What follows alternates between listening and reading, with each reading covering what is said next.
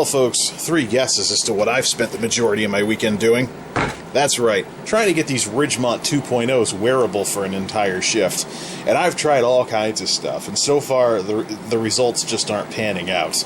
I hope somebody at Cat Footwear eventually sees this, and so they can see what's going on and hopefully do something about it.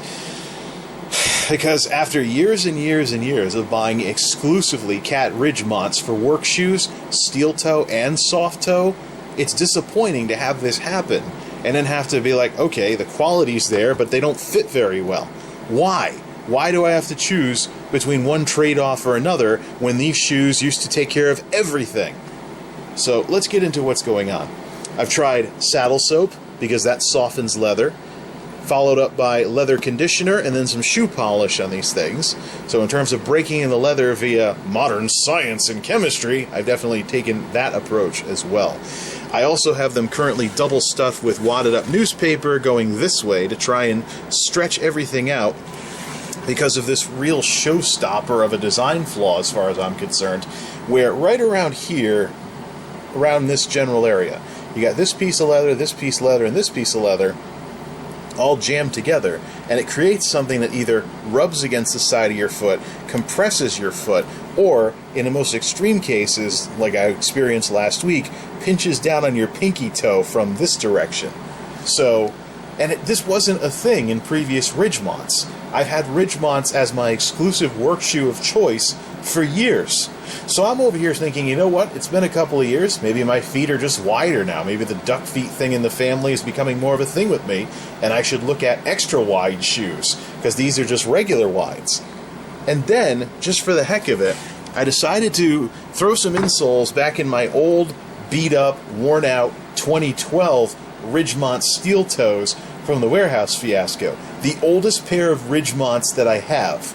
And that's, I can tell it's these ones because steel toe, and then of course that's worn out from all that time putting them on every single day, whereas the ones I bought in 2013, right before leaving the warehouse fiasco job, still have the entire back still in one piece. So this is the 2012 one, this is the 2013 one. Both of them desperately need some leather care because I haven't worn them in years and they're all scuffed and roughed, but and they've just been sitting for years.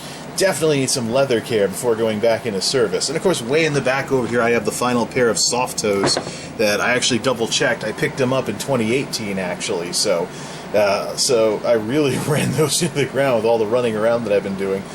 But we'll deal with that some other time. For now, though, we just got to get these Ridge 2s wearable, if it's possible. Otherwise, it's time to go shopping for a new work shoe. And I don't really think most of what's out there is built like tanks the way Cat Ridgemonts are. So, anyways, let's go back to the 2012 shoe. As a sanity check, and remember, this is a regular wide shoe. It's not extra wide. I put these old things on, and beautiful. They were caverns for my feet on the inside. Absolute caverns. I'd have to put in some insoles in order to wear these again, because there's plenty of room, they feel great, and if anything, they're a little loose. So, what happened in the last couple of years, Cat Footwear? Because even the soft toes I wore have fit better than these Ridge 2s do. So, and of course you can see the difference in the stitching. You've got this and that kind of stuff overall versus everything kind of just coming together like this. But that's the thing. I'm over here ready to start looking at extra wide shoes in terms of width as opposed to regular wide. And then I put on some regular wides from 2012 and they feel amazing. I would wear these steel toes, but were it not for the fact that steel toes aren't necessary in the warehouse I work in, so I don't need all that extra weight. And also, you got to go through a metal detector on the way out, so these things would buzz every single night if I started wearing them again. Plus, they need some serious love and care in the leather department because they haven't been worn in so long. They definitely need some moisturization and stuff. Matter of fact, since saddle soap and conditioner isn't as messy as working with shoe polish, I probably could just saddle soap these back up and then put in some leather conditioner to see what that does to them, see how much better it makes them look. So, but yeah, there were some issues with the Ridge ones, like these things that would slice up your shoelaces and stuff like that, but whoop-de-doo, you buy a few extra pairs of shoelaces over the time you have these things. I mean, yeah, this addresses that, but what's the point of addressing an issue with the shoelace if they're not as comfortable to wear? Especially when you got all this rubber on the bottom, which is more than I can say for a lot of shoes out there where the bottom, again, looks like plastic or foam, and as I found out as I've read up on this stuff, there are actually cheapo brands out there selling on sites like Amazon and stuff that are actually using the same foamy, rubbery stuff as flip-flops on the bottom of a so-called work shoe or work boot. So, the only thing I can really think of, and it's the only thing that would really explain why these are a problem, is that I'm having a repeat of what I had with the Wolverines when I bought them through third parties, because these were off of Amazon. I didn't get them directly from Cat Footwear, unlike these three other pairs. So, I'm thinking, and it would suck if this turned out to be the case and I had to mod project these shoes into being wearable, but I'm thinking, try ordering a pair of Ridge 2s in the wide width size that I take directly from Cat Footwear instead of going through Amazon, and rule out any weird warehouse stuff that might be going on in Amazon's fulfillment centers. So, a lot of my best experiences have been with buying directly from Cat, but seriously, Cat Footwear, how does this happen? Because I'm not the only person that said something about this little issue where over here, rubs against your foot, compresses your foot, or pokes into your foot. Now here's the thing. There's a very specific reason why these shoes have been a 5S standard for my work shoes for the past several years. Number one, the quality of the materials. Here's the 2012 shoe. Look at the bottom.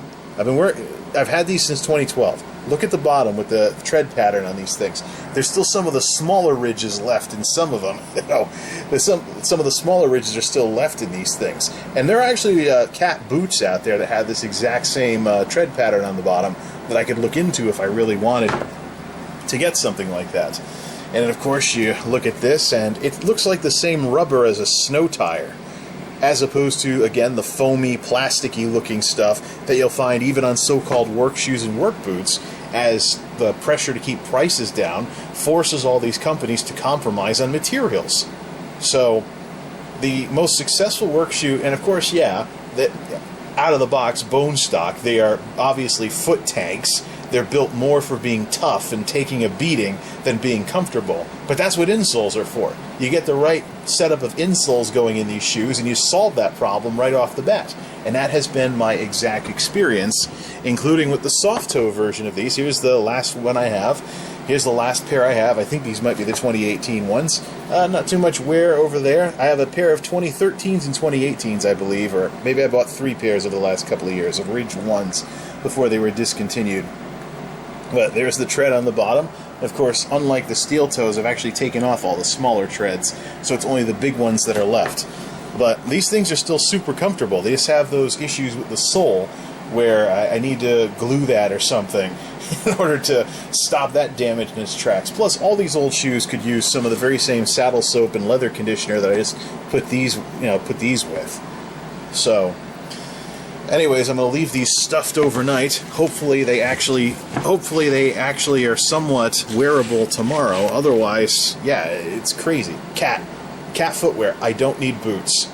My job doesn't require boots. It just requires shoes that can handle an industrial environment, minus things like chemicals or dirt piles or something like you'd see on a construction site. And that's why I've been getting years out of these pairs of Ridgemonts when running around these warehouses day after day.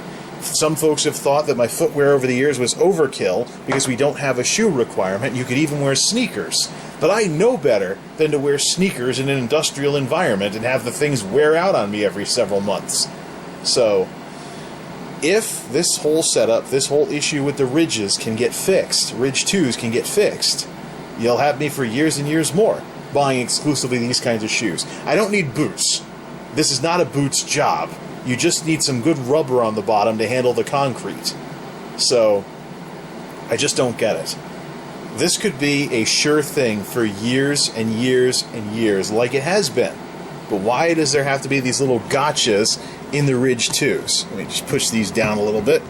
The paper has to go horizontally, not vertically. There is no problem with vertical fit on these shoes. But yeah, why does it have to be a project to get it to where I can wear the Ridge 2s for an entire shift? I didn't have this problem with the Ridge 1s. Matter of fact, The last pair of Ridge 1s that I bought was in 2018 when I was running around these warehouses. So those broke in, and I didn't have to take them off at lunchtime or anything. Those broke in a lot easier than the Ridge 2s. What happened? And why is it the case that when let me take the 2013 steel toe. Flip the 2013 steel toe. Let's just stand it up like this. So you see, there's still some stuff there. And let me take the equivalent. Yeah, see?